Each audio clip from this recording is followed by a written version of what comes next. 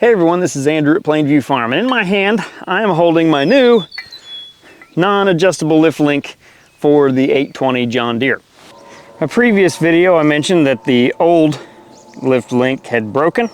Whenever I was running the rotary cutter here, the brush cutter, whatever you want to call it, and I needed obviously to replace it. It had been welded once before, but based on the way that it all looks, it was on its way to breaking for quite some time. So as I just mentioned, I got this new one. It is an aftermarket. Actually, I ordered it from Reliable Aftermarket Parts, I believe is the name of the company. Never bought anything from them before, but I can tell you this, I'm very pleased. It only took a few days from the time that I ordered this until I got it in the mail, till it was delivered. So, you know, that's probably one of the most important things to me. Honestly, whenever I first ordered this, I expected it to take maybe a week or two before I actually got it, by the time it was shipped and all that kind of stuff went. In this case, it was just a matter of a few days. I'm not, you know, this isn't a paid endorsement or anything like that of anybody. I'm just sharing my experience with you. And as far as quality goes, I don't know, I guess it's about what you would expect. I didn't, you know, order an authentic John Deere part because I didn't want to have to take out a second mortgage on my home. So, you know, it's aftermarket. It's an aftermarket part. It's a replacement part. Honestly, I didn't check to see where it was made, but I'm guessing we can probably all guess the answer to that. I'm just going to lay the old one and the new one out here together and figure out where I need to get my thread depth set. Threads are a lot deeper on the new one, come a lot further up on the shaft than the original, but that's okay because the threads actually run all the way down to the bottom of the unit here, the whatchamacallit, that holds everything all together.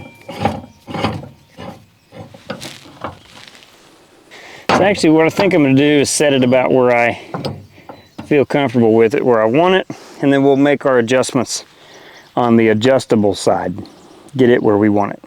I'm going to go ahead and unhook the 3-point arm here.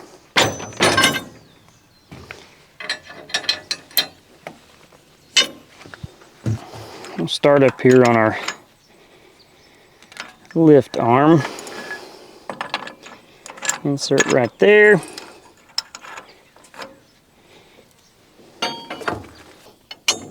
And these have this pin right here, has a rectangular plate, kind of helps hold things in place.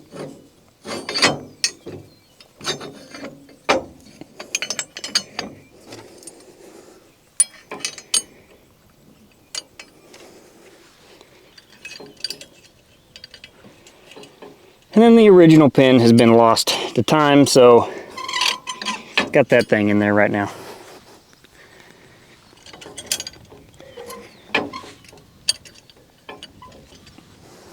And it's that simple. We're back in business almost now. I need to adjust the adjustable side in order to get them level, to get the arms level, and then we'll go from there.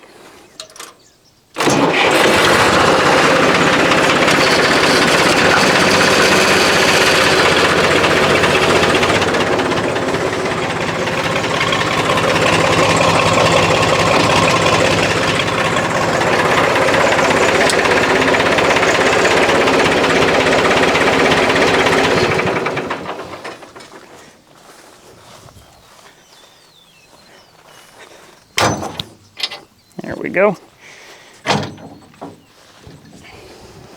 Maybe.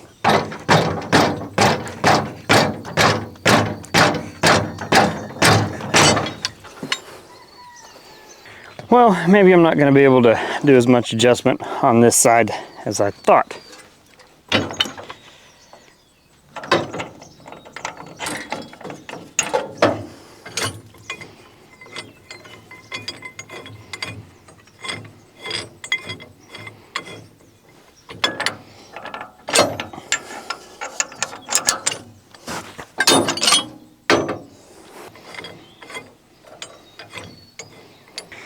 Okay, so went ahead and made a few more adjustments.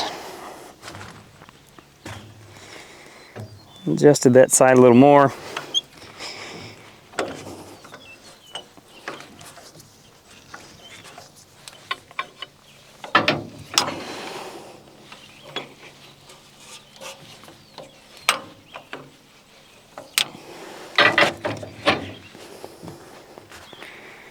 I think that's good. Okay.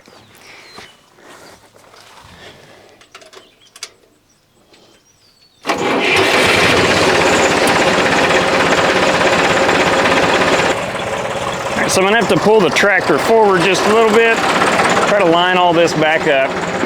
We got it kind of cattywampus here.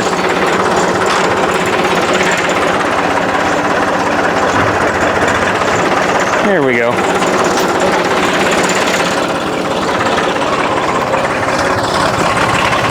I need to go a little more. Maybe I can.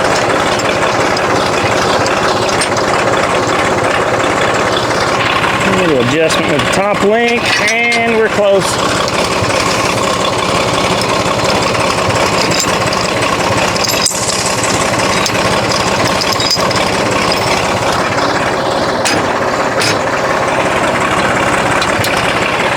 And there we go.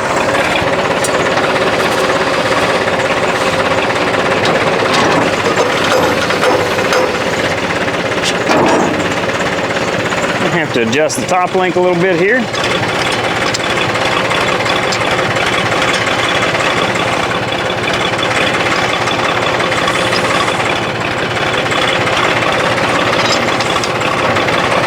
I think we're pretty much back in business.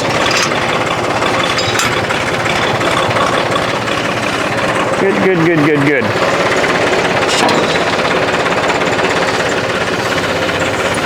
Get it set where I want. So I'm gonna try to get it set, and then I'll adjust the top link to pull it all tight. So we've got somewhat of a level cut. And I'm setting it high. I'm setting it up to mow high because I'm just topping the grass. I'm just cutting the tops off of the grass here. I'm not actually wanting to mow down and get into the good growth that's underneath, the undergrowth here above what's already gone to seed. Like I said, I'm just clipping the tops is basically all I'm doing, because I want to leave as much for the cows as I can and also get rid of seed heads and any weeds that are starting to go to seed, things like that. I mentioned in a previous video that the Cerisa is getting ready, is starting to put on heads, so wanted to knock all of those off before it's actually able to start producing seed. All right, so I've adjusted my draft control basically where I've got everything set where I want it, and I've got it set all the way to the top. That way the brush cutter just basically sets right here, and the arms aren't gonna fall any further than they are right now. All right, I feel pretty good about that. I think we've got it adjusted and ready to go.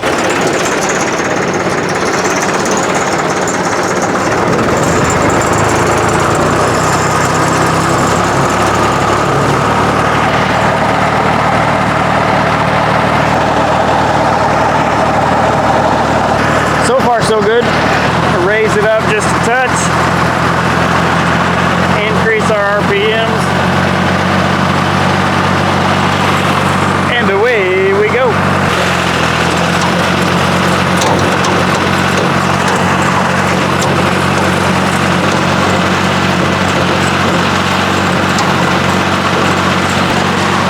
Grandpa's WD Alice.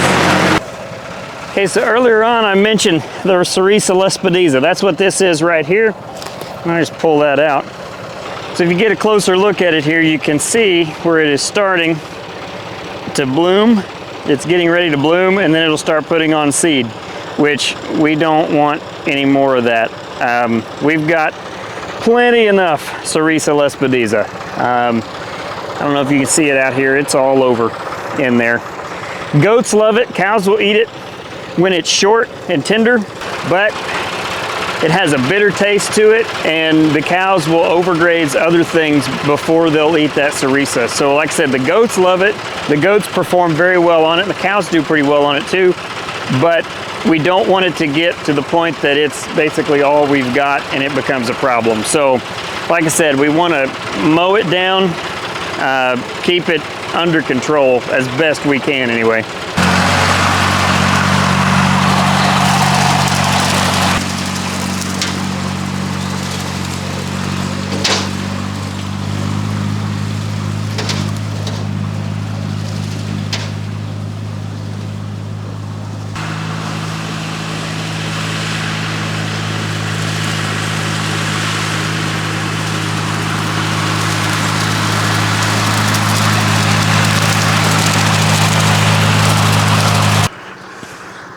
Well, it took a few days longer than I wanted, but done with this side.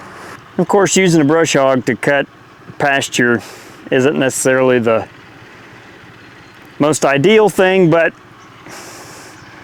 it's what I have.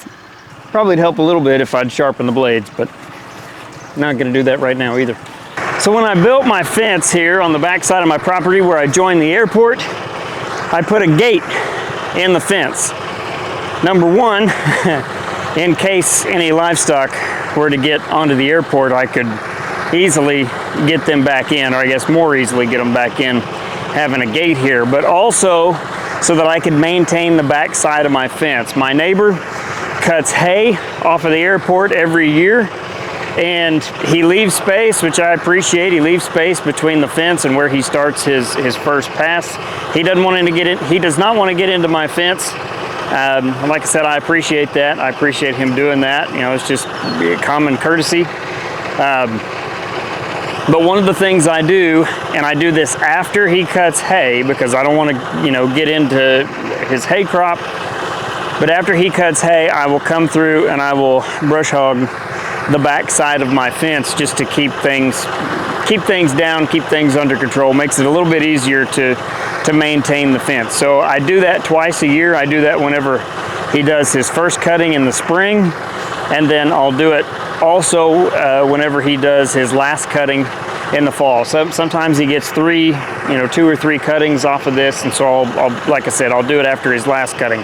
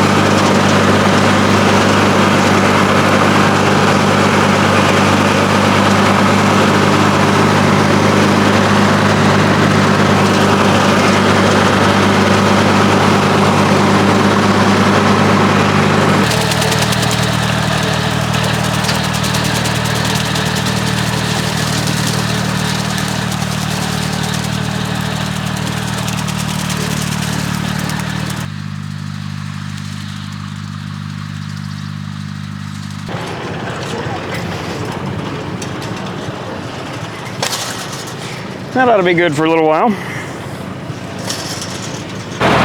Next, I'm going to mow the alleyway, and then that'll probably be it for the day.